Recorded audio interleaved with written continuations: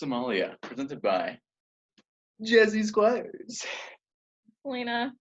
and me, Nick Waters. Right, now we ruined it. Let's get there we go. See again, finish it. Now we gotta restart. We gotta restart. No, I feel like we gotta continue. restart. It's fine. Okay, we're It's gonna keep going. So a little bit about Somalia as a nation. Somalia is a country on the western horn of Africa. The flag of Somalia was officially adopted on October 12, 1954. The white star is the Star of Unity, symbolic for the Somali race founded in Djibouti, Ethiopia, and Kenya. The former associated with British and Italian colonies. Prime Minister Hassan Ali Kura, sorry if I mispronounced that. Hassan Ali Kahir. Like that person right there. Independent Day for Somalia is June 26, 1960. The Bashe, sure, means fire lighting. It's the New Year's holiday. It's a national holiday which takes place during the beginning of August. A little bit about Somalia's mythology. The Somali people come from the legendary father, Small, who was the father of many clans, eventually broken into subclans. The people in general believe in a moral spirit called Jinn. It's okay, some people are different cultures, man. Which brings health, misfortune, and illness. The food. They get milk from cows, goats, and camels. That's pretty cool. They only serve meat on special occasions. The clothing, sorry, now you got me laughing, sorry guys. The clothing, they stick with traditional clothing restricted by Islamic law. Trade is the foundation of the economy. They export livestock, produce, and even in some regions, fish. A little bit more about Somalia for the religion and language. There's 22 people groups, only 2 of which have been reached. And then the other 2 groups, one is Christian and the rest are Islamic. Unlike most of Africa, Somalia is homogeneous ethnic group. The primary language is Somali and secondary language is Arabic, which is a recent switch from Italian and English. In general, Somalia falls under the Sunni Muslim, but there are other interests in the Sufi spiritualism and heavy belief in the jinn spirit.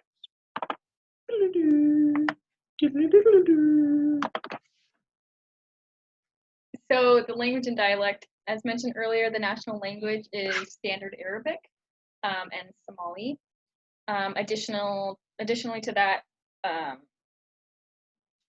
to Somali Arabic. I'll move the. Thank you. This tiny screen. Is also being an Afro-Asiatic tongue, is an official language in Somalia, although it is not indigenous language and considered exoglossic. There are 11 other languages that vary from widespread to developing to endangered. The dialects of Somalia are broken down into 3 groups determined by region. These include Northern Somali, Benadir, and May. An orthography of Latin script was adopted into Somalia under the administration of the Italian government in the 1970s. The script is still used, although Somalia is primarily an oral people group. As of 2006, there are about 16.6 million people who spoke Somali, with only 8.3 million actually residing in Somalia. The Somali language is spoken by ethnic Somalis in Greater Somalia, and the Somali diaspora is spoken as an adoptive language by a few ethnic minority groups in these regions. For conversations, Somali people are very outgoing and they enjoy flowing conversations, especially about their culture and family. Due to high uncertainty avoidance, they do not like to be questioned, especially when it's by outsiders and about their religion. If 2 people of the same gender are having a conversation, they greet each other with a hug and sometimes kiss, and always ask about the family. Male-to-male interactions sometimes greet with head nods and or bow. But if they are of the opposite gender, they must not be close together. The manner of speaking is more formal and respectful, and there is minimal eye contact from the woman, and there can be no physical contact between a male and female. For displays of emotion in public, intimate matters are always kept private. The affection between a husband and wife are also usually kept private, but if they are shown out in public, it's in a guarded manner. It is forbidden for any two people to have any intimate activities outside of marriage. People will not yell or argue in public either, and this is these high moral standards are adopted from the Islamic law. For signs and gestures, sign language is another language in Somalia that is primarily nonverbal, made up of gestures and signals. It was developed in 1997. Other gestures that are common include pointing with the index finger to show or point out something, beckoning someone with what Americans would consider a shooing motion, kind of like this.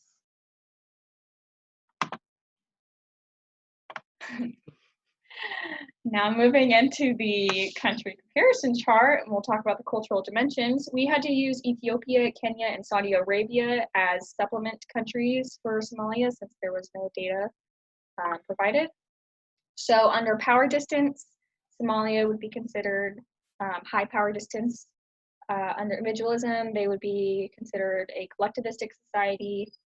They are masculine, and they fall on the high uncertainty avoidance scale.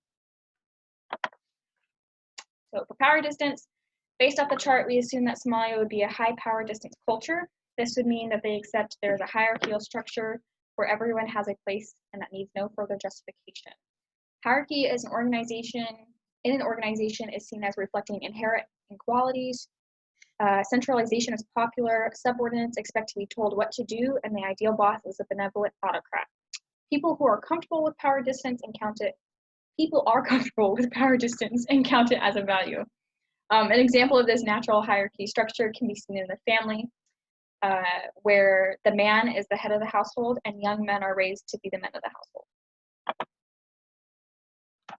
For identity, we said that Somalia is a collectivistic society. This manifests in the long-term commitments to being a member of the group, such as a family or extended relationships, also known as in-groups. Loyalty in a collectivistic culture is supreme and overrides most other societal rules. Relationships are strong, and members of the same group take responsibility for each other. Any offense leads to shame and loss of face. In hiring, in-group relations are more important than skill. An example of this could be seen in their conversation style, where asking about the family or the in-group is a part of their greeting. For gender, we assume that Somalia is a masculine society, which means behavior in school, work, and play are based on the shared values that people should strive to be the best they can be and that winner takes all. In masculine countries, people live in order to work, and conflicts are resolved at the individual level, and the goal is to win. For truth, Somalia scores on the high uncertainty avoidance end. They do not like change. They question anyone who challenges their belief system, as mentioned earlier. They follow strict moral codes and keep tradition, like in their greetings and public displays of emotions. If any of these forms of conduct or rules are broken, it would be deemed inappropriate and wrong by the community.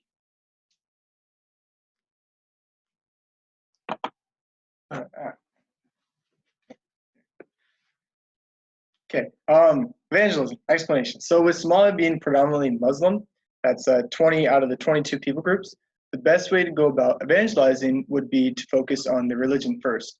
And to do this, we must first relate to their view of sin and salvation. So evangelism, sin and salvation. The reality of this world is that there is sin, and it is universal and destructive. Muslims recognize this. However, just because there is like a commonality of sin does not mean that we should interpret Muslim views through our Christian lens. So, as recognized by Ronald E. Miller, there are 3 flags. The first is our view of the importance of the theology of sin and salvation is not the same as it is for Muslims. And the second is sin and salvation have distinct connotations in Islam. And the third is there is broad diversity of Muslim opinion. First caution flag is the focus of Muslim concern is the reality of God. So that would be his authority, the importance of surrender, the importance of commands, the worship and service of God. The main focus for Christians in bridging the gap is to bridge the focus gap. Caution flag 2, this has to do with the meaning of the terms and connection of ideas. Sin is seen by Muslims as an unlawful action rather than a condition. Salvation is an escape of the consequences of bad actions rather than the altering of a condition. As we can tell, the views of the terms vary between Muslims and Christians. Caution flag 3, sin and salvation are viewed as open subjects, because there is no official teaching on them. This would suggest that we cannot generalize Muslims in their view of these. Rather, we need to get to know the person individually first, then we can understand their view and how better to explain sin and salvation. So we have the approaches. The first approach is power, which is just confrontation of power of their God. Next, infiltration, which is the outward expression and social identity of their members. Appeals includes different types of ways to appeal and varies on cultures. The one we're going to focus on is narrative, which uses biblical parables, stories, proverbs. This makes contextualizing easy and is ideal for evangelism among Muslims, Hindus, oral learners, and postmoderns. Narrative evangelism is ideal for Somalia due to them being a predominantly Muslim people. The use of proverbs in this approach introduces the gospel in a way they understand. Somalia is a primarily oral people group, therefore speaking in stories and using parables is helpful. Since Somalia is high on uncertainty avoidance, contextualizing the gospel is a safe way to approach them without causing offense. Yeah. Citation. Okay. Now we're gonna figure out how to stop. Oh wait, that's share. Wait, no, Stop video. no, that's stop video. We gotta stop recording. Don't worry.